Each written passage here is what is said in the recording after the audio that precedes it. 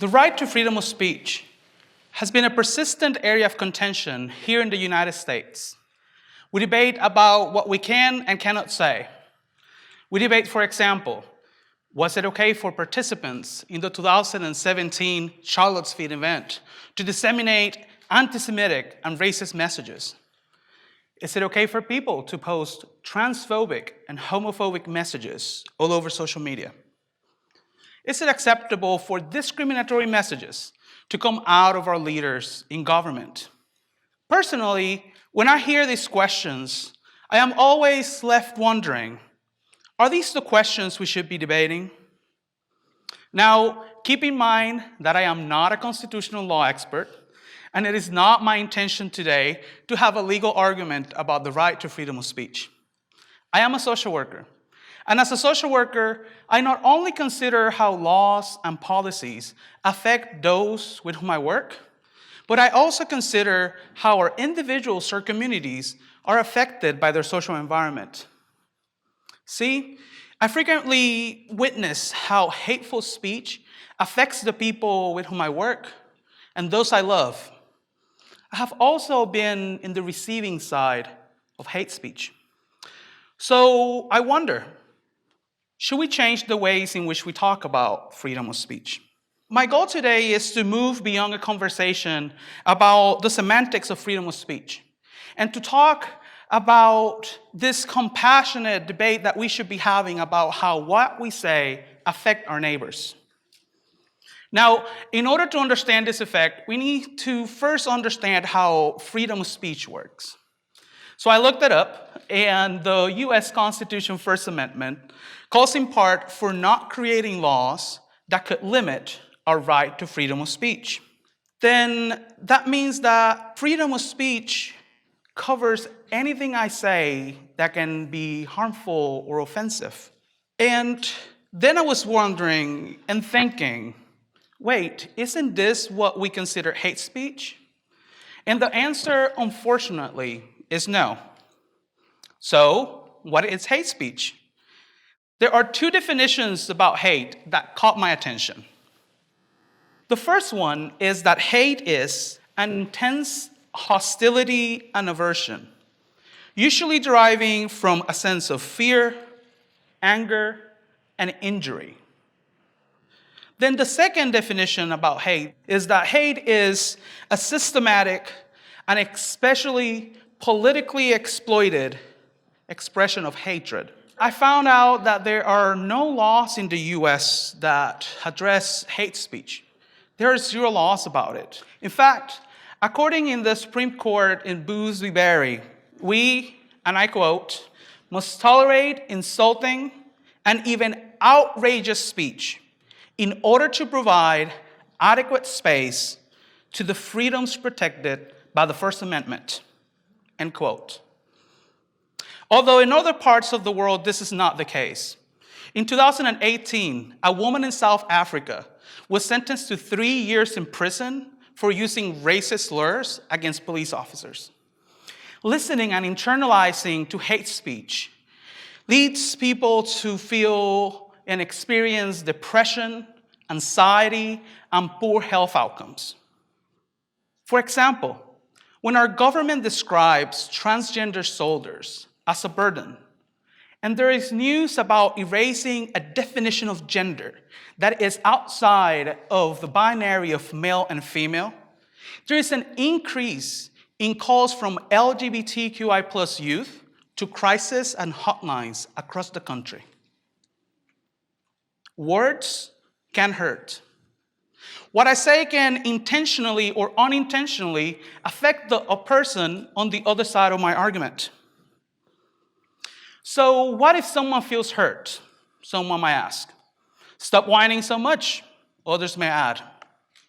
Well, for many of us, listening to hate speech is not an isolated event. It is something that we hear constantly. It is what many call a death by a thousand cuts. And those who tend to be cut by hate speech are usually already members of oppressed and marginalized communities. We hear of people of color that they're lazy. of migrants, that they're criminals, of LGBTQI individuals, that they are sick, of victims of sexual assault, that they are liars, and to those who experience mental health, that they are weak. And these hateful messages do not land without harm. In fact, these words, for many people, can become the difference between life and death. They translate into racial profiling by law enforcement and the death of African Americans, into LGBTQI plus youth completing suicide, into Muslim communities being bombed and killed at their places of worship, at migrant children dying in detention centers. In these cases, like in many others, hate speech is a form of violence. Not by physical force, not by chains, not by imprisonment, but by the use of words protected by the right to freedom of speech. By using freedom of speech to define minorities, to categorize them, to reduce them to inaccurate adjectives, to shape their narratives. Feeling hurt then turns into being constantly oppressed, repeatedly violated. What is even more worrisome is the experiences of those who live at the intersections of all of those identities that could be identified or defined as marginalized or oppressed. For example, what is the experience of a transgender woman who is also a migrant, who is also Latinx, and who's also experiencing trauma because they have experienced violence in their countries of origin? And I'd like for you to join me for a second, and I'll invite you to close your eyes and to think about this for one moment. Try to imagine that you are that young transgender Latina who experienced violence in her own town and is now in the US trying to escape from it. Now, as that young transgender Latina, imagine all of the hateful comments that you've heard to describe each and every one of those identities here in the United States. Now imagine that you hear these words and these messages during the day, all the time, every day. You just cannot evade it. You hear these things walking down the street, at the supermarket, just sitting at a coffee shop. How would you feel? Would you want it to stop? You can open your eyes again. Thank you. I have never thought about it this way, some of you may be thinking. And if that is your thought, you may have never experienced before this sort of violence. And if that is the case, I just invite you and encourage you to listen. To listen to those on the other side of hateful speech. Not because of a rational debate, but because it is a compassionate thing to do for other fellow human beings. It is, after all, our responsibility to our communities. While hateful speech attacks our marginalized communities, many are fighting back. Many are using their right to freedom of speech to resist, to cultivate, to protect. Who are they? They are leaders in your communities. We all live next to you. There are community leaders like Gigi Pedraza, who uses her voice to amplify the voice of Latinx in Georgia. There are community leaders like Rebecca Staple-Wax, who is a queer, Jewish, activist mama bear and uses her voice to educate, to further understanding and foster relationships. There are community leaders like Reverend Duncan Teague, who uses his voice to fight for the dignity of the whole human family, and especially Black queer lives. And there are also community leaders like Estrella Sanchez, who uses her voice to advocate for Latinx TLB, GQIA plus communities.